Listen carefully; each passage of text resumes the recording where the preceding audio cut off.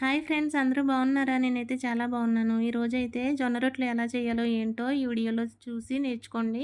ఈ జొన్న రొట్టెలు అయితే చేయడం నాకు రాదు కాబట్టి కర్నూలులో మా చెల్లి ఉంది. మా చెల్లిని అడిగాను నేను, జొన్న రొట్టెలు చేయడం ఎలాగంటే, లేదక్క నేను చేసి పంపిస్తా, ఒక వీడియో చూసి నేర్చుకోండి అని పంపించింది. నేనైతే ఆ వీడియో మీకు చూపిస్తున్నాను. ముందుగా అయితే వేడి నీళ్ళు గ్యాస్ మీద పెట్టి కొంచెం వేడి నీళ్ళు కాసిన తర్వాత జొన్న పిండి తీసుకుని, ఇదిగోండి ఇలా చూపిస్తున్నారు కదా, అలా అయితే కలపాలి. మొత్తం అయితే పిండి బాగా కలుపుకోవాలి వేడి నీళ్ళతో. జొన్న రొట్టె అయితే ఆరోగ్యానికి చాలా మంచిదంట. అందరూ కూడా జొన్న రొట్టెలే తినాలి. మనమైతే చపాతీ తింటాం. అలాగే కర్నూలు సైడ్ వాళ్ళైతే జొన్న రొట్టెలు అయితే ఎక్కువ తింటారు. చూస్తున్నారు కదా జొన్న పిండి ఎలా కలిపారో. వేడి నీళ్ళతో కలుపుకున్న తర్వాత ఇదిగోండి కొంచెం పిండి తీసుకున్న తర్వాత ఇలా బాగా ఫ్రెష్ చేయాలి.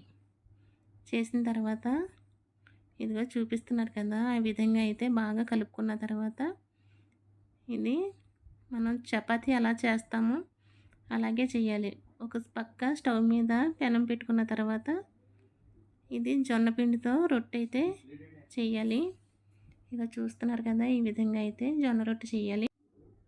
చపాతీ అయితే అప్పడాల కర్రతో చేసేయచ్చు, కానీ జొన్న రొట్టె వచ్చేసరికి చేత్తోనే చేయాలి.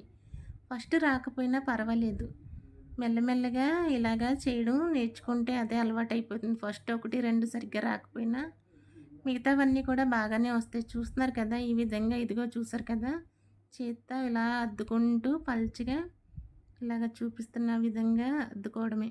కొంచెం కొంచెంగా కొంచెం కొంచెంగా ఇలా చేసుకుంటూ పల్చగా చేసేసుకోవడమే. ఆరోగ్యానికి అయితే ఈ జొన్న రొట్టెలు అయితే చాలా మంచిది. అదే చపాతీ కన్నా జొన్న రొట్టె అయితే హెల్త్కి బాగుంటుందంట. కాబట్టి జొన్న రొట్టెలు ఎక్కువ తినాలి. ఇక చూసారు కదా, ఇలా ఫ్రెష్ చేసుకుంటూ పలుచగా చేసేసుకుని పెనం మీద పెట్టి కాల్చేసుకోవడమే. టేస్ట్ కూడా చాలా బాగుంటుంది ఈ జొన్న రొట్టె అయితే.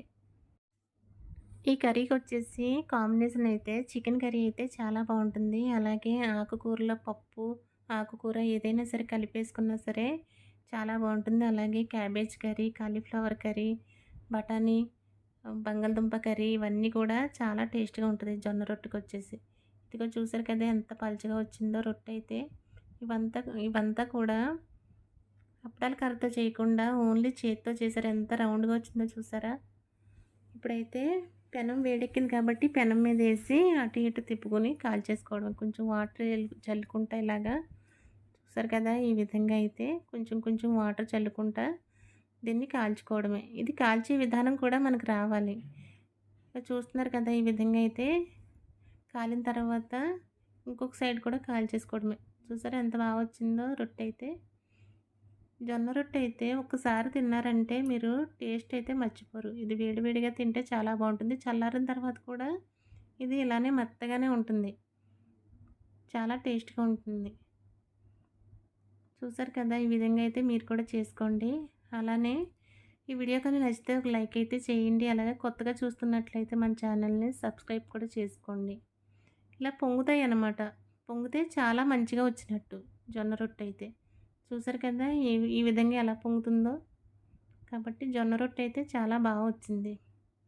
థ్యాంక్ యూ చెల్లి, జొన్న రొట్టె అయితే మాకు చేసి చూపించినందుకు. అలానే మా అందరికీ సపోర్ట్ చేసినందుకు చాలా చాలా థ్యాంక్ యూ.